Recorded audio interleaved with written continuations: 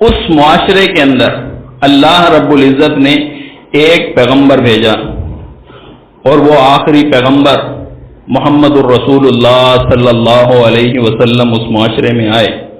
یہ اس معاشرے کے اندر شرک اور کفر کے اندھیرے کی ایک ہلکی سی جھلک میں نے آپ کو بتلا دی، لیکن دوسری طرف یہ بھی ذہن میں رکھیں کہ جس معاشرے میں رسول اللہ صلی اللہ علیہ وسلم آئے اس دور میں وہ لوگ اپنی زبان پہ بڑا ناز رکھتے ہیں،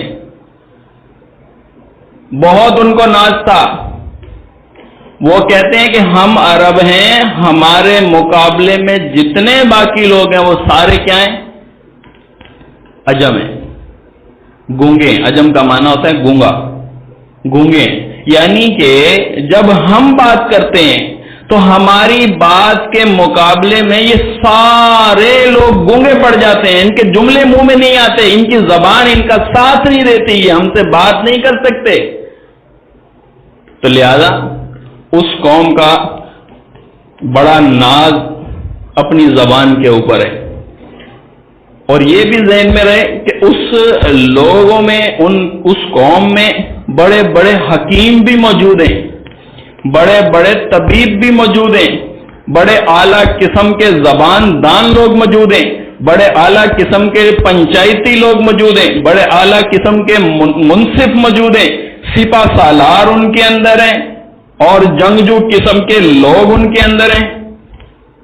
آپ ذرا ہلکا سا نظر رکھیں، تھوڑا سا اس بات کے اوپر سوچنے کی کوشش کریں کہ کیا زبان دان اگر وہاں موجود ہیں تو کیا یہاں پروفیسر موجود نہیں ہیں؟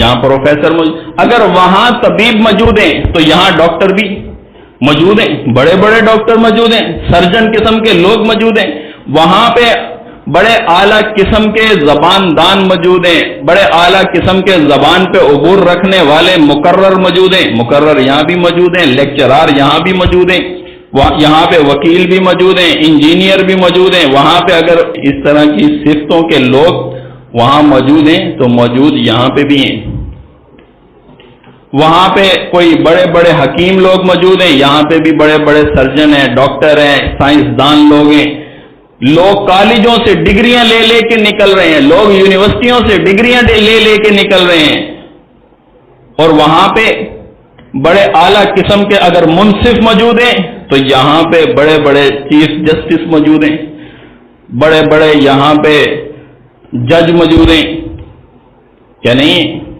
ہیں؟ لیکن ایک بات جو فرق ڈالتی ہے وہ یہ ہے کہ وہ اپنے ماحول کے حساب سے تھے، وہ اپنی جدت کے اعتبار سے تھے، یہ یہاں اپنے ماحول اور اپنی جدت کے اعتبار سے ہیں۔ لیکن جو ایک بات ان میں بنیادی طور پہ جو بڑی عام فہم جو سمجھ میں آنے والی وہ یہ ہے کہ ابو جہل، اس کا نام کیا تھا؟ رسول اللہ صلی اللہ علیہ وسلم کی بعثت سے پہلے اسے لقب کیا دیا گیا؟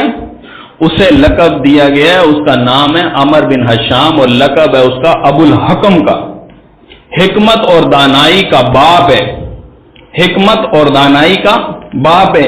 لیکن جب رسول اللہ صلی اللہ علیہ وسلم نے پیغام توحید دیا، لوگوں کو ایک اللہ کی طرف بلایا، اے لوگوں تمہارا اللہ کے سوا کوئی معبود نہیں، تمہارا اللہ کے سوا کوئی حاجت روا نہیں، تمہارا اللہ کے سوا کوئی مشکل کشا نہیں، تمہارا اللہ کے سوا کوئی لجپال نہیں، تمہارا اللہ کے سوا کوئی غوث اعظم نہیں، تمہارا اللہ کے سوا کسی کے متعلق تمہارا یہ عقیدہ نہیں ہونا چاہیے کہ فلاں روزی دینے والا ہے، فلاں عزت دینے والا ہے، فلاں رہائیاں دینے والا ہے، فلاں ذلت دینے والا ہے، اولاد فلاں کے ہاتھ میں، کسی کے پاس کوئی اختیار نہیں ہے۔ الہ واحد کی پیغام، الہ واحد کی یہ دعوت جب رسول اللہ صلی اللہ علیہ وسلم نے دی تو وہاں پر ان لوگوں نے اختلاف کیا، اسے نہ مانا، حالانکہ ان کے اندر سمجھداری دنیاوی اعتبار سے موجود ہے، بات سمجھتے ہیں، زبان دان ہے، زبان پہ بڑا ناز ہے، بڑا فخر ہے، لیکن الہ واحد کی پہچان نہیں ہے، ایک اللہ کو نہیں مانتے، ایک اللہ کی شریعت نہیں مانتے، ایک اللہ کا حلال نہیں مانتے، ایک اللہ کا حرام نہیں مانتے، تو لہذا وہ دور ان کا کون سا دور تھا؟ جب رسول اللہ صلی اللہ علیہ وسلم نے اس کو لقب دیا تو کون سا لقب دیا؟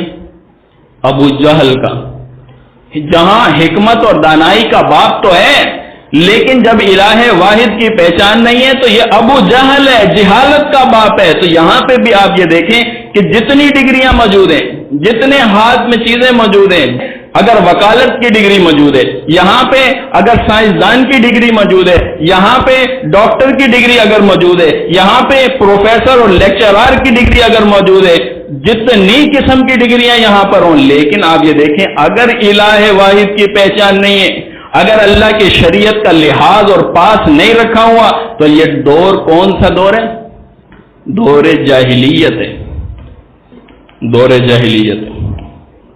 تو اس دور کے اندر رسول اللہ صلی اللہ علیہ وسلم کو جب بھیجا، اللہ کی وحدانیت کی اور اللہ کی حدود کا پاس رکھنے کے لیے، انہیں یہ کہلانے کے لیے کہ تم یہاں پر اللہ کی مرضی سے بھیجے گئے ہو، تم یہاں پر عبث اور بیکار پیدا نہیں کیے گئے ہو، تمہیں ایک مقصد کے تحت یہاں پر بھیجا گیا ہے۔ اور وہ مقصد کون سا ہے جی؟ بولیے، وہ مقصد کون سا ہے جی؟ الہ واحد کی بندگی ہے۔ یہی چیز اللہ تعالیٰ نے قرآن میں جگہ جگہ پر بیان فرمائی۔ یہ دیکھیں، جب اس دور کو، جس دور کے اندر کفر بھی ہے، جس دور کے اندر شرک بھی ہے، جس دور کے اندر ظلم بھی ہے، جس دور کے اندر تشدد بھی ہے، تو اس دور کو کیا نام دیے؟ دور ظلم و تشدد نہیں، اس دور کو کیا نام دیے؟ دور کفر و شرک۔ کفر و شرک تو بہت زیادہ ہے، لیکن کفر و شرک دور نام نہیں پڑا، اس کا نام کون سا پڑ گیا؟ نام پڑا دور جاہلیت کا۔ جہالت ہے، اور ان کی اخلاقی پستیوں کی طرف اگر بات دیکھی جائے تو اخلاقی پستی ان کی یہ ہے کہ سود خوری ان کے اندر موجود ہے، سود خوری یہاں پہ بھی موجود ہے، یہاں پہ ڈگریاں موجود ہیں، لیکن اس دور کے اعتبار سے وہ بڑے بڑے لوگ تھے، اپنی قوموں کے اندر، اپنے قبیلوں کے اندر بڑے بڑے پنچایتی ایسے افراد جن کی بات سنی جاتی ہے اور جس کے اوپر عمل کیا جاتا ہے، تو وہ لوگ موجود ہیں۔ تو یہاں پر بھی اسی طرح کے لوگ موجود ہیں، لیکن یہاں پہ ڈگری بھی موجود ہے، کیونکہ ایک نظام منظم ہے، وہ ایک ادارہ ڈگری جاری کرتا ہے، اسے پڑھاتا ہے، اس کا نصاب دیتا ہے، اس کی ڈگری جاری کرتا ہے۔ تو یہاں پر ڈگری ہاتھ میں ہے، تعلیم کی ڈگری ہاتھ میں ہے، لیکن یہ تعلیم اس کو سود خور بنا رہی ہے، یہ تعلیم اسے رشوت خور بنا رہی ہے۔ یہ کیسی تعلیم ہے؟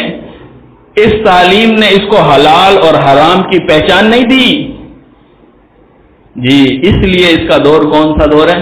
دور جاہلیت ہے۔ یہ ڈگری کسی کام کی نہیں ہے، اس ڈگری نے حلال و حرام کا فرق ہی نہیں رکھا، تو لہذا یہ دور، یہ ڈگری کون سی ڈگری ہے؟ جہالت کی ڈگری ہے، یہ ڈگری جہالت کی ڈگری ہے۔ شریعت کے اعتبار سے، اللہ کے قوانین کے اعتبار سے، اللہ کی شریعت کے ناپ تول کے حساب سے یہ ڈگری کون سی ڈگری قرار پاتی ہے؟ کیوں؟ اس لیے کہ وہ دور جب دور جاہلیت قرار پایا تو یہ ڈگری بھی دور جاہلیت کی، جہالت کی ڈگری ہے۔ اسی طرح فحاشی اور عریانی اس دور میں موجود تھی جس دور میں رسول اللہ صلی اللہ علیہ وسلم بھیجے گئے، اور باوجود اس کے ہاتھ میں ڈگریاں ہیں، لیکن فحاشی اور عریانی یہاں پہ بھی موجود ہے۔ وہاں فتنہ پروری تھی، فتنہ پروری یہاں بھی موجود ہے۔ وہاں زنا عام تھا، زنا یہاں پہ بھی عام ہے۔ وہاں قتل و غارت عام تھی، قتل و غارت یہاں پہ بھی عام ہے۔ وہاں چوری چکاری عام تھی، چوری چکاری یہاں پہ بھی عام ہے۔ وہاں ڈاکہ زنی عام تھی، ڈاکہ زنی یہاں پہ بھی عام ہے۔ وہاں کرپشن تھی تو کرپشن یہاں پہ بھی ہے۔ ان کا دور تو دور جاہلیت رہا، لیکن کیا وجہ ہے کہ یہ دور جاہلیت قرار نہ پائے؟ الہ واحد کی پہچان نہیں، حرام و حلال کی پہچان نہیں، تو دور جاہلیت ہی ہوگا۔ اسی طرح اب اس تعلیم کی طرف تھوڑی سی توجہ کی جائے کہ جس دور کے اندر رسول اللہ صلی اللہ علیہ وسلم نے پیغام پہنچایا، دیکھیں اس جدید تعلیم سے کیا حاصل ہوا ہے؟ یہ جو میں اس تعلیم کے خلاف نہیں ہوں، ہم لوگ اس تعلیم کے خلاف نہیں ہیں، ہماری دعوت اس جدید تعلیم کے خلاف نہیں ہے.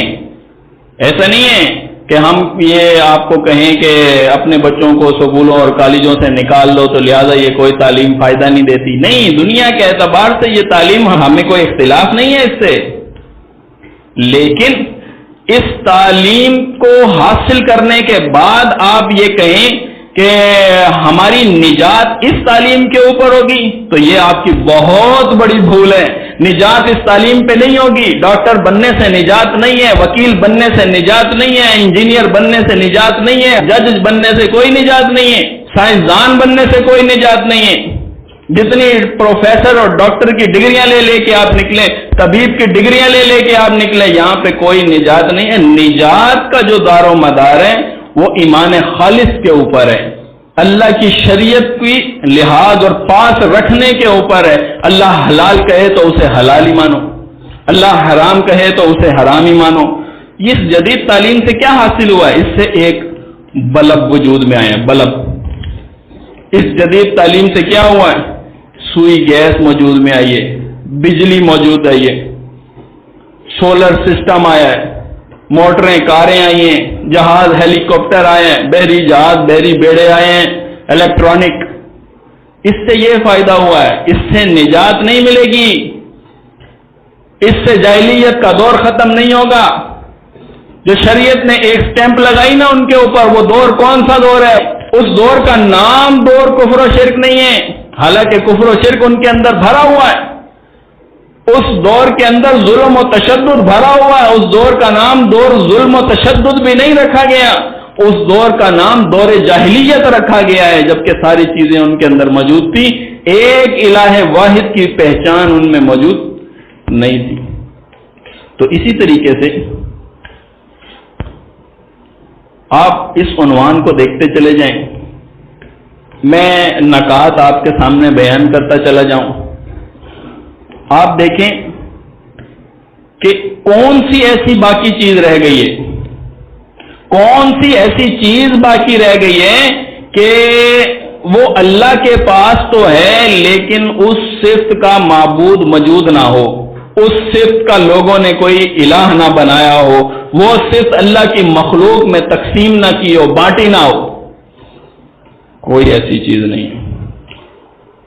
وہ کہتے ہیں کہ اللہ کے پلے وحدت کے سوا رکھا ہی کیا ہے، جو کچھ لینا ہے لے لیں گے در مصطفیٰ سے. یہ ہماری قوم ہے، یہ ڈگری ہولڈر ہے، ڈگری ہولڈر. اس کو بڑا ناز ہے اپنی ڈگریوں پہ، اس کو بڑا ناز ہے اپنی ڈگریوں پہ، حالانکہ یہ ڈگری جہالت کی ڈگری ہے. اگر اللہ کی حدود کا پاس نہیں ہے یہ جہالت کی ڈگری ہے. اگر اللہ کی شریعت کا پاس نہیں ہے، الہ واحد کی پہچان نہیں ہے اس کے پاس، یہ طاغوت کا پجاری، یہ شیطان کا پجاری. یہ ڈگری کسی کام کی ڈگری نہیں ہے، یہ صرف جہالت کی ڈگری ہے.